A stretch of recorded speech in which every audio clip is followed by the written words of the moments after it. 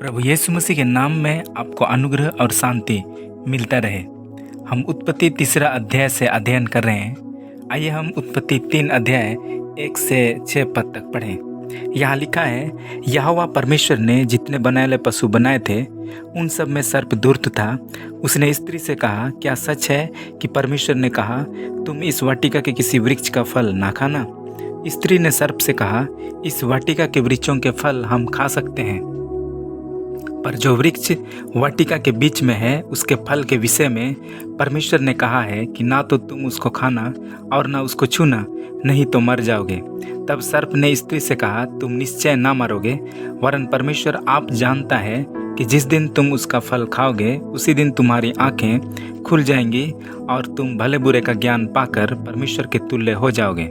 अतः जब स्त्री ने देखा कि उस वृक्ष का फल खाने के लिए अच्छा और देखने में मनभाऊ और बुद्धि देने के लिए चाहने योग्य भी है, तब उसने उसमें से तोड़कर खाया और अपने पति को भी दिया और उसने भी खाया। यहाँ हमने पढ़ा कि स्त्री के लाइफ में शैतान का प्रलोभन आया। शैतान ने अपना मुंह खोला जिसमें प्रलोभन भरा था। शैतान अपना मुंह इसलिए खोलता है ताकि लोगों को गिराए। शुरू में स्त्री गिर गई। शैतान जब मुंह खोलता है तो हमें उनकी बातों को नहीं सुनना है, दूर भागना है। उत्पत्ति 3 अध्याय 1 से 6 पद में हमें पाप का स्वभाव दिखता है।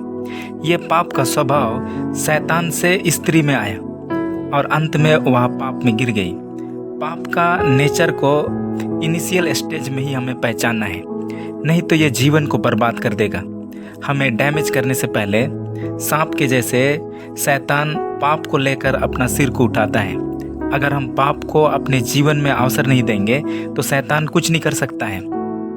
जब शैतान प्रलोभन को ले आता है तो वह आकर्षक चीज़ों को लेकर आता है ताकि हम धोखा खा सकें। कई बार घर घर कुछ फेरी वाले घूमते हैं, उनके पास नकली प्रोडक्ट होता है पर दिखने में असली जैसा प्रतीत होता है।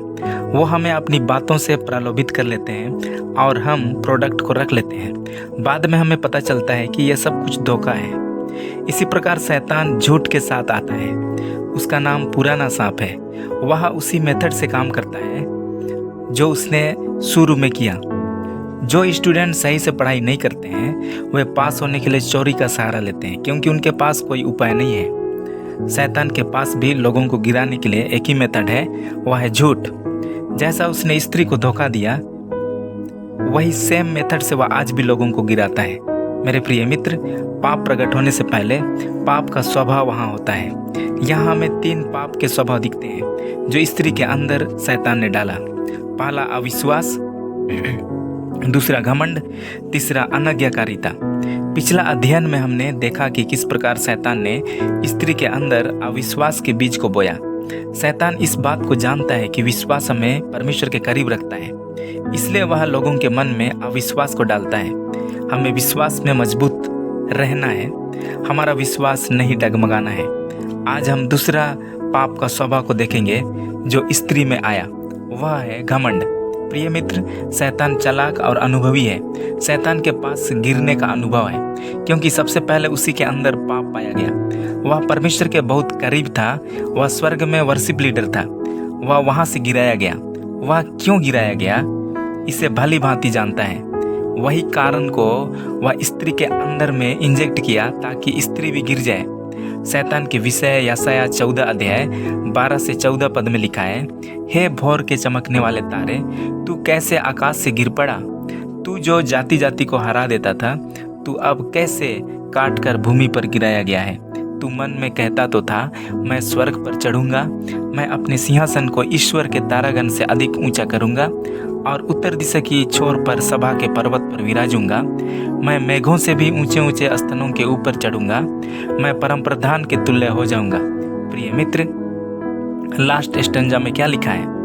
मैं परम प्रधान के तुल्य हो जाऊंगा। वह परमेश्वर के तुल्य होना चाहा, परमेश्वर की महिमा को खुद लेना चाहा। यह क्या है? घमंड। शैतान नीचे गिरा दिया गया। गिरा हुआ शैतान जब स्त्री के पास आया तो उसने स्त्री से यही शब्द को कहा। उत्पत्ति 3 अध्याय 5 में लिखा है, वरन परमेश्वर आप चाहता है कि जिस दिन तुम उसका फल खाओगे उसी दिन तुम्हारी आंखें खुल जाएंगी और तुम भले बुरे का ज्ञान पाकर परमेश्वर के तुल्य हो जाओगे। ये शैतान का प्रलोभन था। उसने स्त्री के अंदर बड़ा बनने अर्थात परमेश्वर के तुल्य बनने का इच्छा को डाला।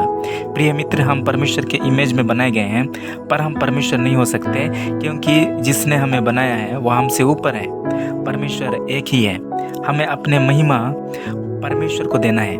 हमें सब कुछ परमेश्वर की महिमा के लिए करना है। यदि हमने सभी बातों में परमेश्वर को महिमा दी है तो हम परमेश्वर के द्वारा आशीषित व्यक्ति हैं।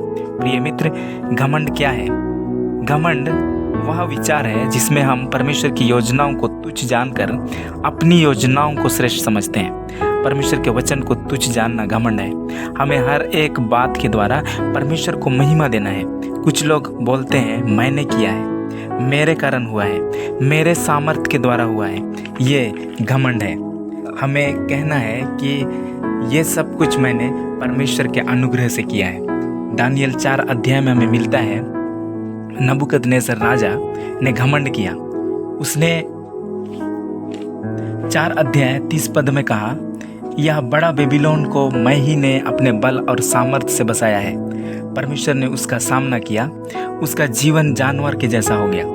उसका बेटा बेलशस्सर को समझ में नहीं आया। उसने भी परमेश्वर के भवन के पात्र मंगवाकर एक बड़ा भोज किया और उन बर्तनों में दाखमधु पिया। परमेश्वर ने उसका भी सामना किया, वह उसी रात मार डाला गया। याकूब 4 अध्याय 6 पद में लिखा है, परमेश्वर अभिमानियों का विरोध करता है पर दीनों पर अनुग्रह करता है। मेरे प्रिय मित्र, घमंड छिपा हुआ पाप है जो दिखाई नहीं देता। राजा दाऊद प्रार्थना किया, मुझे गुप्त पापों से बचाइए। हमें भी सतर्क रहना है। हमें बड़े बनने की आवश्यकता नहीं है, नहीं तो हम छोटा किए जाएंगे। हमें सिर्फ और सिर्फ यीशु के जैसे बनने के बारे सोचना है। God bless you. लगातार आप जुड़िए, औरों को भी ये संदेश शेयर करें और आशीष का माध्यम हम बने। आमीन।